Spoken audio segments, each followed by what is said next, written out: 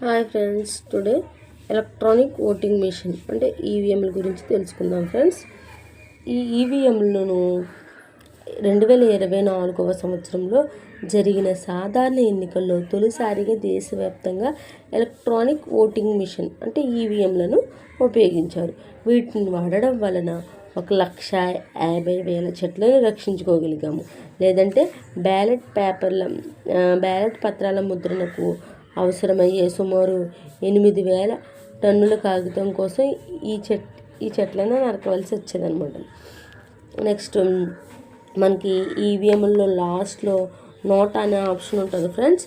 అంటే none of the above.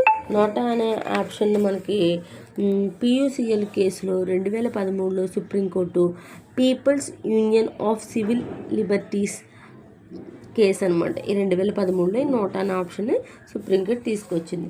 అలాగే ఈ నోటా ఆప్షన్కి అనుబంధంగా అంటే ఈ ఈవీఎంలకు అనుబంధంగా VVPAT voter verifiable paper audit ట్రయల్ను 2013లో సుబ్రహ్మణ్యం కేసులో సుప్రీంకోర్టు ఆదేశించింది. Thank you friends.